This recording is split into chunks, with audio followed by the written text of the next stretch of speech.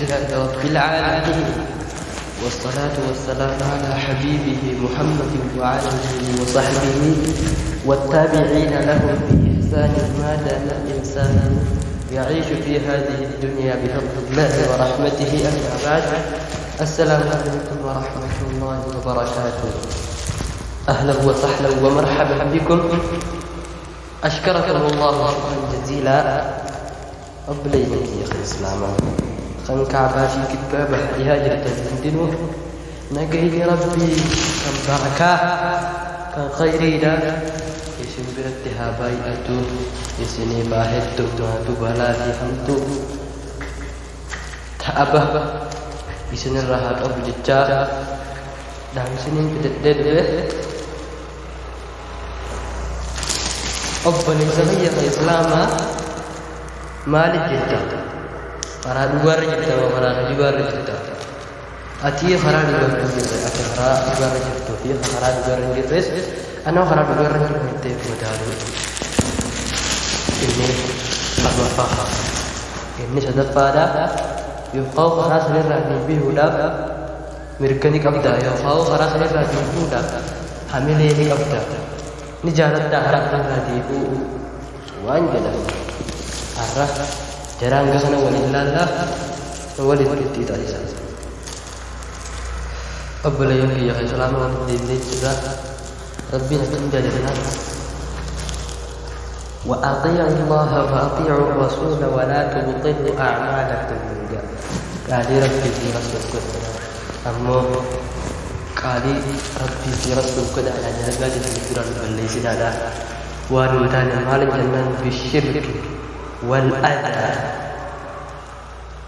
والأخبث الأعمال فلقى فقدت دلم ولا إفدرا ليس هذا جاء يعني الموت لقى فقدت دلقى إفدرا ليس فهذا محمول على الكراهة فإنه يدخل النار على كان من العمل الخبيث إني بالدسس وأنت لقى فقدت فاتح نبي كم جاء وبقى أبا كم جنة فإن كل بدعة ضلالة وكل ضلالة في النار أجارني الله وإياكم من النار.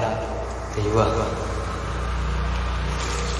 شفتم من باسم يا غيث جلنا شفتم من جلنا تو يبدأ سيدي اتقال تسيدا يبدأ يبدأ رب الوهاب سارad kan Hussein masih serban nama sebesarnya jah kamen berdoa itu. Kayu sebesar mati dan sentuh sedekku macam itu tanah sentuh sedekku masih. Nagia sentuh akan masih berkati. Kalau masih berbalik akan masih berkati. Errata TV ni serba itu boleh masih dia. Yang tidak kita menjib berkaitan jadi. Udara binika kata gara kasisi sikal berjiran analisis angkara gari menjadi negara wang kara gari desal kara duga desal wajib cucile yang jiraju ada wang pakut tu sini mar kembali dengan al-kalimatu thayyibatu sadaqah dia cegah itu betul sedekah hal tu berada di negara kita ini Rasulullah sallallahu ala Rasulullah sallallahu alaihi wasallam akan dijadikan al-kalimatu thayyibatu sadaqah bertiga betul sedekah ucap kata berada dah berada ada berada bertiga kama sali syajar akan memfatakkan kha lairi sabilu kha amasis lafaz gajjaba itu nabi sida buurris kita itu cegari dibacun niatnya akan ulfat cegari dibacun Rabbi subhanahu wa ta'ala ada cegari dibacun nabi sidi nabi rakyat tirkam mantir nugaya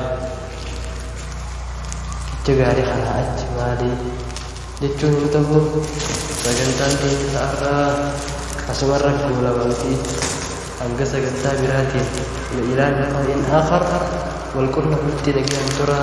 والسلام عليكم ورحمة الله وبركاته.